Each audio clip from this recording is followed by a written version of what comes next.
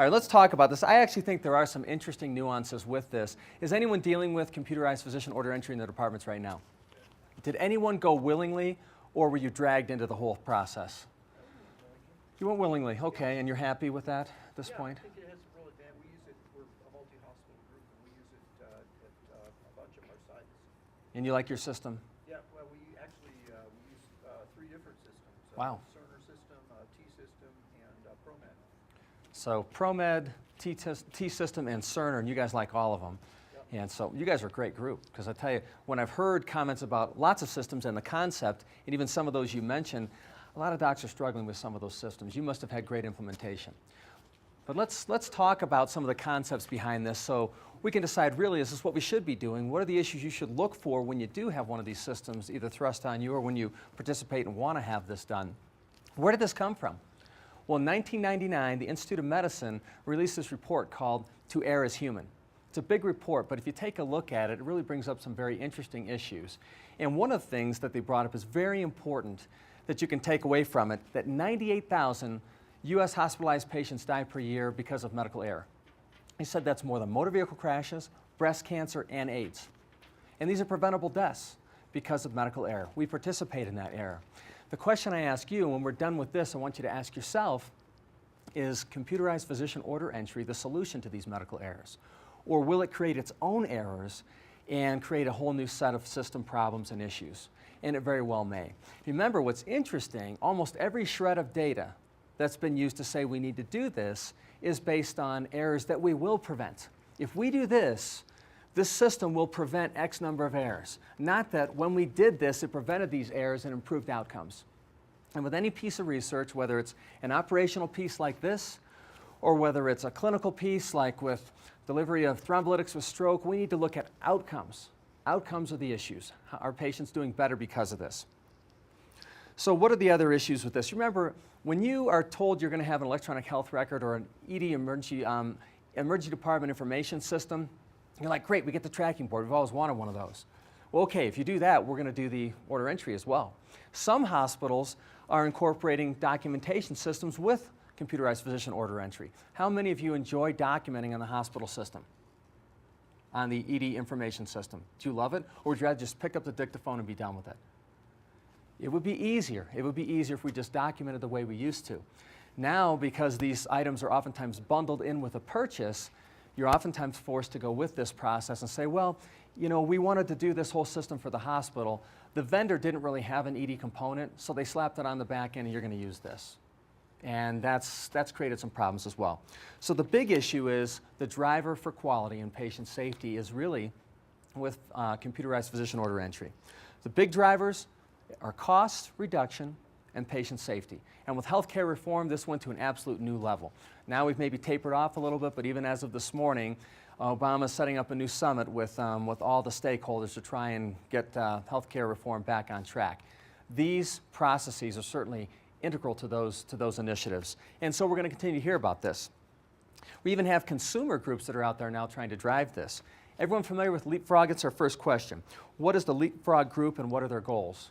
It's not the game you played in grade school. Oh, that was a very fun game. Fun game, but it's different.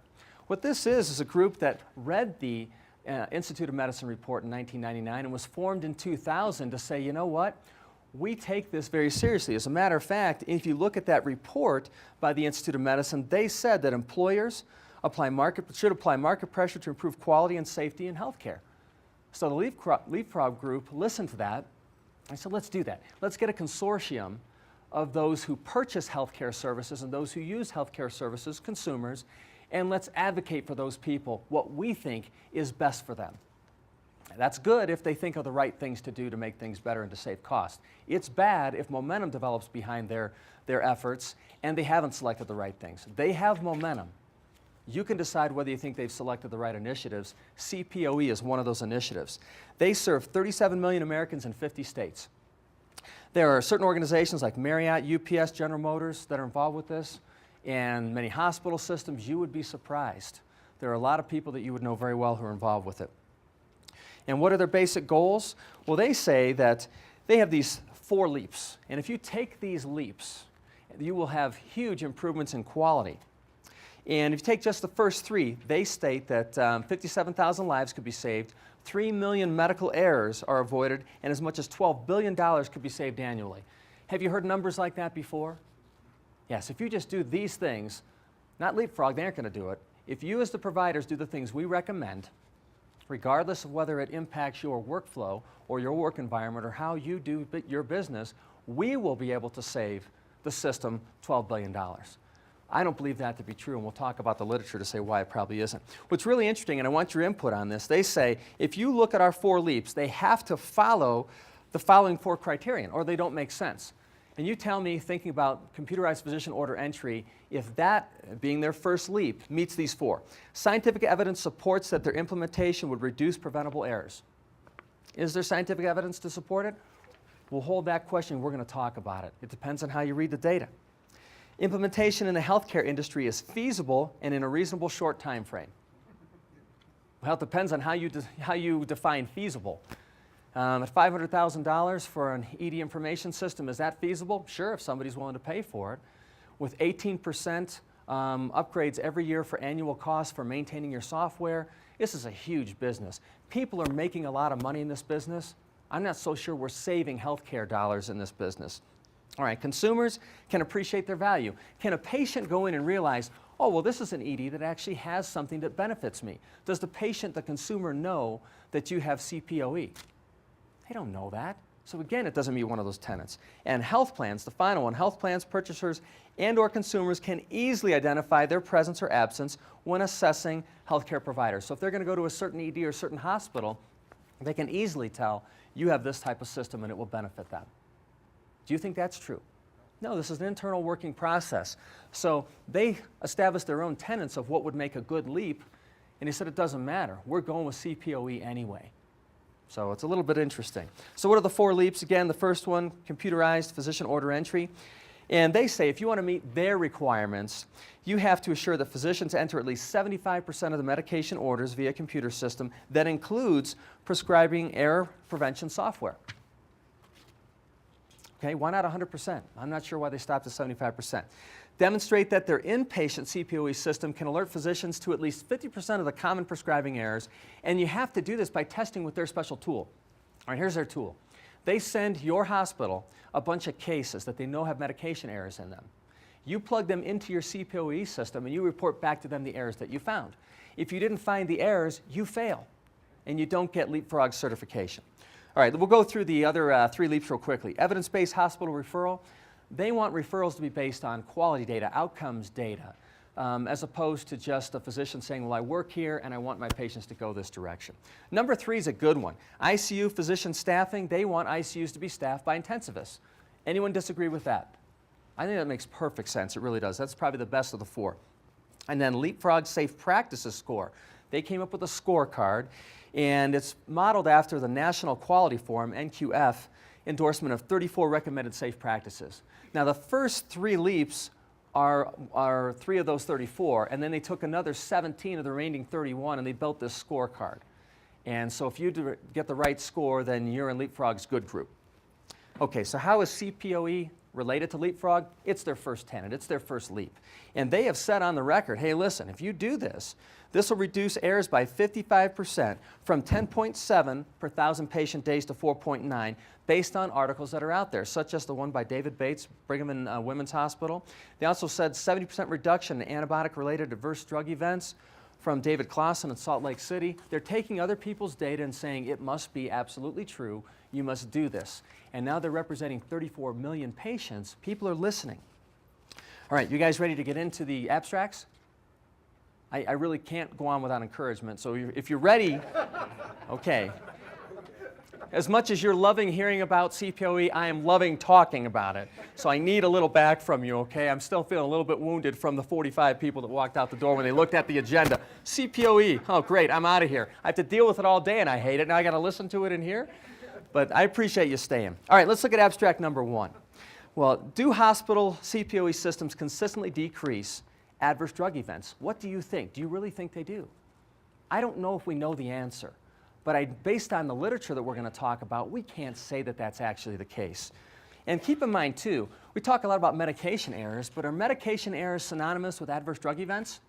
If you look at the definitions, they're not. Adverse drug events are when they actually hurt the patient. A medication error means, you know, you wanted 1,000 milligrams of Tylenol to be given, and the nurse said, well, we can only give 996 because we don't have two 500s or whatever. That's technically a medication error. Did that hurt the patient? No. Does it mean anything? No. Does it matter? No. Why do we record it? I am not certain. But if you can correct that error and they can report it, the numbers look really good. What I want you to focus on is how many patients or how many less patients will be injured by these systems being put in place. Are they really helping outcomes? All right, so abstract number 1. In Archives of Internal Medicine 2005, they looked at 937 admissions, almost 6,900 patient days, and they put multiple computer initiatives in place. CPOE, barcoding for delivery of medicines, scan the medicine, scan the patient, make sure they match, automated interactions, minimal decision support. Do you guys have decision support with your EDIS? So you have a chest pain patient, and it's going to guide you in the care of the patient. Have you ordered a chest x-ray? Have you thought about pulmonary embolism? Have you done, the PERC rule? I mean, whatever it is, that's where we get decision rules, and that's where we also get a little assistance with these systems, but they can drive us through 5 or 10 minutes worth of 20 or 30 different windows to make sure you've done the right things. Is that really efficient? Is that a good way to practice? I don't know that it is, but I have real questions and concerns that it isn't. Decision support can be a real problem if it gets really too robust. All right, so let's look at this. At least after they implemented this is after implementation, all of these things, at least one adverse drug event, not medication error, adverse drug event, took place for 26% of the admissions. 483 clinically significant events were identified. 93% were ADEs. 9% were serious. 87% required treatment. And 3% were near-death experiences, and 1% were fatal. This is after implementation. This is some real outcomes information telling us, I don't know that it's really working the way they expected. What were the sources? 61% were right at ordering. Most of them were right at the time of ordering. The wrong medicine was ordered.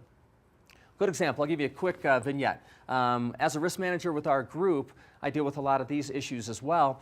And as we see more ED information systems going into place and CPOE being used, we're seeing different types of claims and issues. Patient came in itching a little bit below the waist. He was diagnosed with tinea cruris. So the doc went ahead and prescribed fluconazole, discharged the patient. Patient comes back about a week later, presents to the same ED but a new doc and goes, man, I'll tell you what, I have this rash. And the other doc's like, yeah, I know, you had it a week ago. He goes, no, that rash is totally gone. The problem is my junk is falling off. Everything is going wrong with me. I mean, this rash is worse than the first rash I had. Well, the guy hands over the prescription of what he had. Do you know what he actually got prescribed? 5-FU. And yes, oh shit is the most appropriate response. And that's what this guy said when he looked down 3 days later. You know, he'd never seen anything like that before. I'm sure he came back in an awful hurry. But 5-FU, I will guarantee you, if you have the resistant case of tinea cruris, absolutely it will take care of business. Not the recommended approach, but seriously, we just settled that. Sir, you got the wrong medicine. If you look at the CPOE discharge instruction component of that system, what is right next to fluconazole? 5-FU. Why is it even there? Why is it even in the system? Why would you even have that potential error be there? That error never would have happened. Could you imagine the doc saying, I'm writing for fluconazole or maybe 5-FU? If you wrote the prescription, it never would have happened. So we have to be careful with this. So ordering is where the number one errors happen. All right, number 2, let's look at JAMA, March 2005. They reported that most studies state that reductions in potential errors happen, but they've never proven that actual errors are reduced. They surveyed 261 house staff physicians. They interviewed physicians, nurses, IT leaders, pharmacy leaders, and they identified errors that would happen in a system with CPOE that were actually happening. They talked about 2 categories: human-machine interface issues and data fragmentation issues. The data fragmentation is a little bit more obscure. It's things like doses listed per purchasing. In their system, instead of making them clinically relevant doses, whatever was handed over from the manufacturer is what were entered into the system. Didn't make any sense. Failures in the process for a medication discontinuation on the floor, so there was no good mechanism to say, okay, after X number of doses, we're going to stop this medicine. They just kept giving them.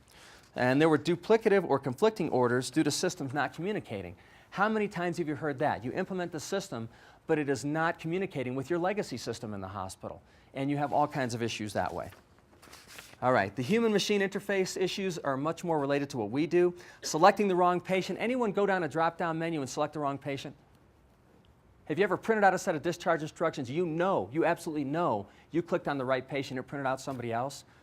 There are absolutely, as Rick has coined it in the past, there are gremlins in those systems that you can't explain. You know you did the right thing, and there's some computer glitch that occasionally gets you into trouble. System shutdowns, losing orders. Inflexible ordering screens. Do you run into that? Just trying to order a simple aspirin. Do you have to go through multiple drug interaction screens to make sure they can have an aspirin? You've already asked the patient. You already know they can have it, but the system won't let you do it. All right, so what they found out basically was CPOE facilitates errors. One more vignette for you. Doc started at a new site. First time he used the system, 80-year-old with a GI bleed, blood pressure of 80. And later we reviewed this from a quality perspective. There was never a claim filed on this, but we do internal peer review with our group. And I looked at this and I'm like, wow, this is a good doc, good track record, good history. Patient with a blood pressure of 80, who's 80 years old with a documented GI bleed. Why would he have given 20 of labetalol IV push? Asked the doc directly, I actually called him. I said, just kind of explain to me what the thought process was here. He didn't intend to order that, and it was a new nurse who was in her first year of nursing practice. She didn't recognize that that would have been a bad order, and so she just went ahead and gave it. Fortunately, nothing bad happened. It probably decreased myocardial oxygen demands during this GI bleed. I don't know if we can come up with anything positive for this, but nonetheless, another error. Somehow in the system, that got clicked on, but he was not aware of how it happened. All right, well, let's talk about number 3, Archives of Internal Medicine again, May of 2009. They said there are a unique set of problems created by CPOE, as we talked about. They looked at frequency and characteristics of prescription errors, and this was a prospective study, not looking back at things in the past and not saying what we might find here. Errors were related to information inconsistencies with the use of CPOE. There were conflicts in the system. They looked at almost 56,000 new prescriptions, 1% rate of errors involving inconsistent information. 20%, if they got to the patient, would have resulted in moderate to severe harm to the patient. Based on this data, that's 120 patients that would have had moderate to severe harm caused by the CPOE system. So handwriting is a bad thing. But this can be equally bad. Just because it's legible, just because you can read 5FU, doesn't mean that's a better thing. I'd rather have somebody scribble it and have the pharmacist call and say, you know, what is this about? I'll be honest with you, my handwriting is horrible. I mean, it's probably the worst of anyone in this room. The good thing about it is, I always talk to the nurses about my orders because they can never read jack. They always come to me, what does this say? So I don't think there are many drug errors or adverse drug events when I'm working for that reason, because I discuss the orders with every nurse because I know I just can't write for anything. All right, number 4. This is from Pediatrics. We have a series of pediatric articles here, and these pediatric authors really feel like even the pediatric population on the inpatient side is even at greater risk than adults for these issues. So let's look at King's article from September 2003. They looked at the effects of implementation with CPOE. They implemented this, the baseline rate, for a couple of wards that were going to be put on it and 3 wards that were not. And the baseline rate was the same, 4.48 per 1,000 patient days versus 4.8. So they were equivalent. And when they implemented this, 3 years later they studied it, the implementation group, intervention group, went down to 3.13. But the control group was up 5.19, going up a little bit. So it's, CPOE works, right? It drove down the number of medication errors. What's interesting from this article more than anything else is that despite 40% reduction in medication errors, there was no significant change in the rate of adverse drug events. We did a lot of running around, we spent a whole lot of money, and we reduced something that doesn't make a difference. And that's what we need to focus on with this. All right, number 5 with Han, Pediatrics, December 2005, basically a short one here. When he adjusted for mortality rate, or he adjusted for all the factors for patient admissions and different disease processes, he found mortality rate was 2.8% pre-implementation versus 6.57% after implementation of their CPOE. Now maybe this is flawed data too, but the implication here is their error rate went up. So there are some people saying it's not even just the difference between ADEs and medication errors, it's that sometimes the error rate itself just goes up.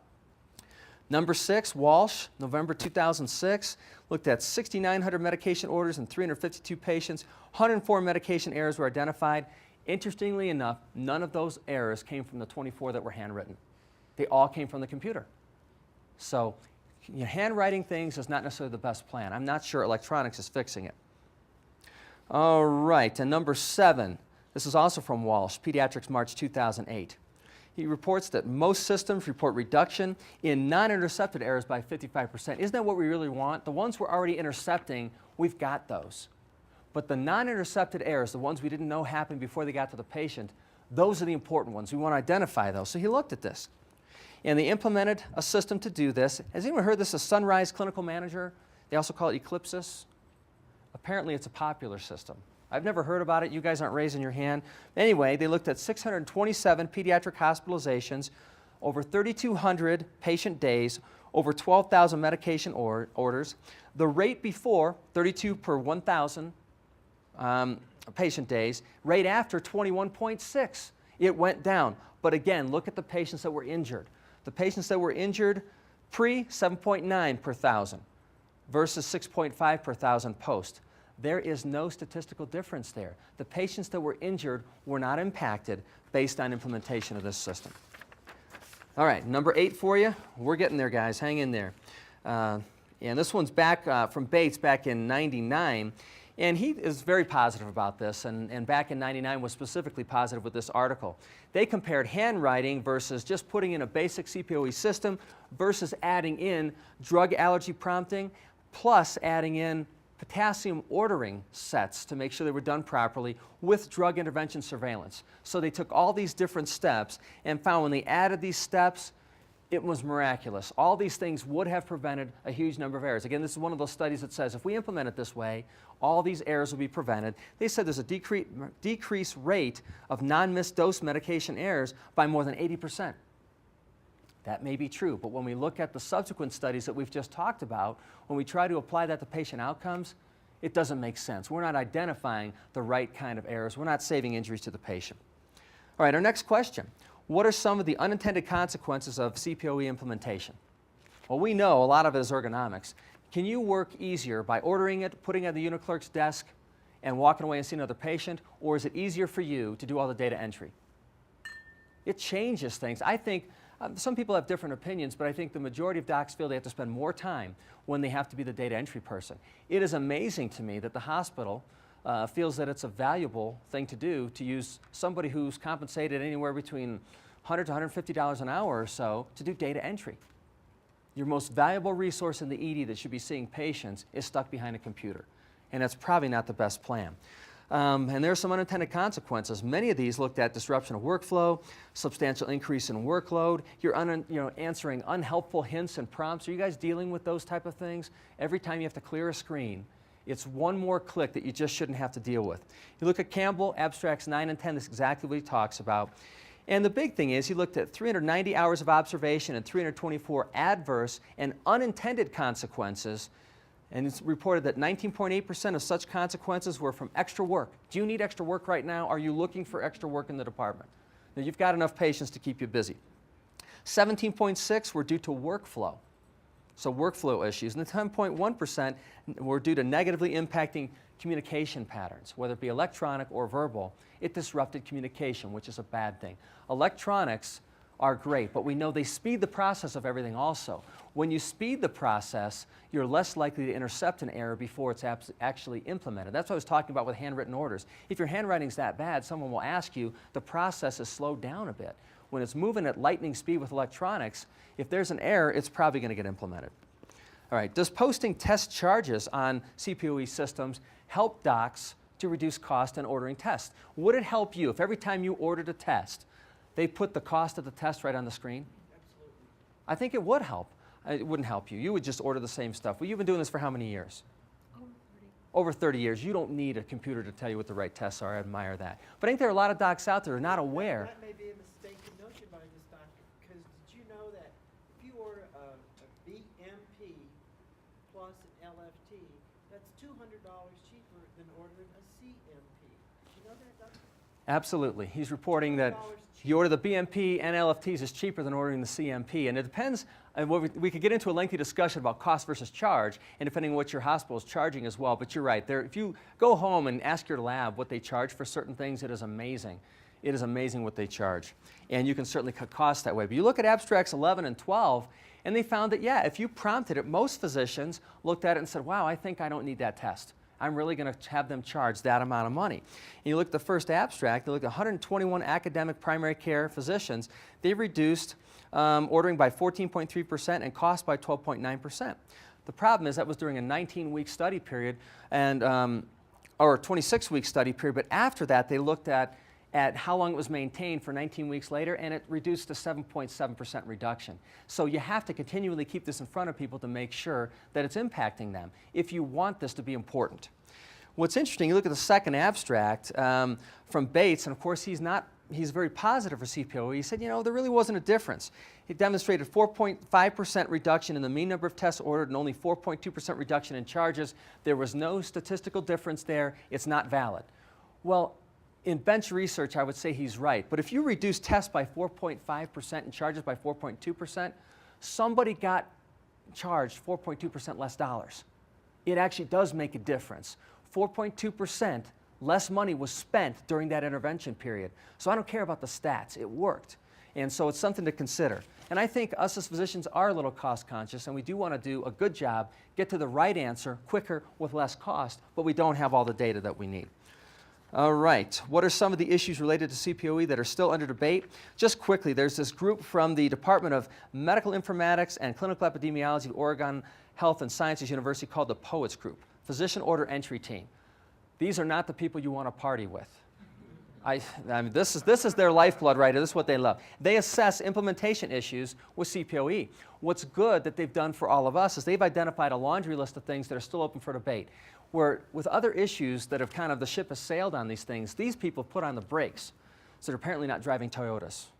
But they put on the brakes in this thing to say, wait, before you say that these are all foregone conclusions and this works great, here's the list of items. I'll read them to you, and we don't have time to go through them in great detail because I want to get you out to your afternoon. But think about this and decide how you would handle these and if you think these are finished and concluded. All right, number one, is decision support a crucial part of physician order entry? Do you need someone to tell you how to practice medicine within the system?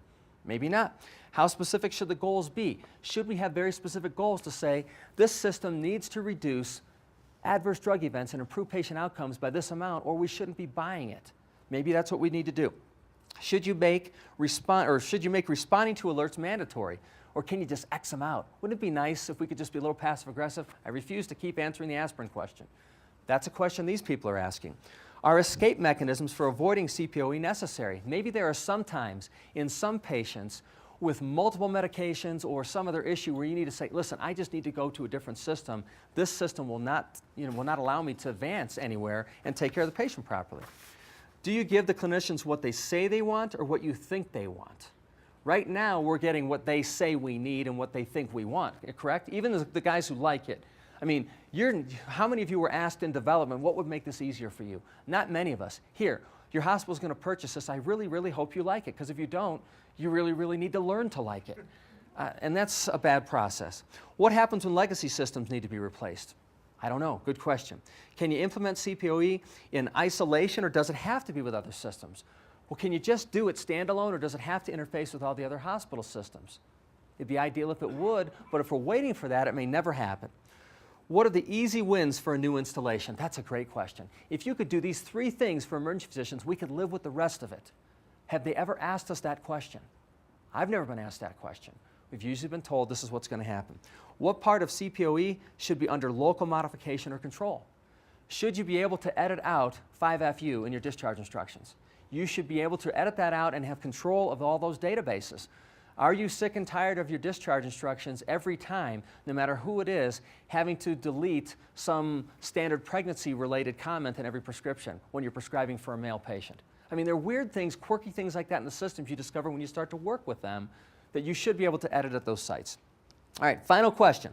What can the installation and maintenance of CPOE systems be expected to cost, and what is the projected return on investment?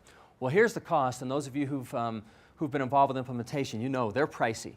It'd be great if they said, this is good for humanity. What is good for humanity should be experienced by everyone. So just like air and water, here, take it, it's free. Is that happening? Oh no. We're selling some questionable data, and we're selling a package that costs a lot of money with it. So basically, if you look at this data, New England Healthcare Institute, it's a consortium of Massachusetts hospitals. They said if all 76 hospitals in the state adopted this, here's what would happen. It would cost an average of $2.4 million per hospital, and the yearly support cost $450,000 a year. Sounds like a lot, but they say they'll break even in 26 months on that. That's a lot of prescribing changing there. No more x-rays or no more anything. If you're going to get to 26 months, you're going to get rid of nearly $2.5 million. And they say CPOE for 70% of their orders would save about $2.7 million annually. So every year, they're going to recoup $2.7 million on the system. Did they read that right off the vendor's pamphlet?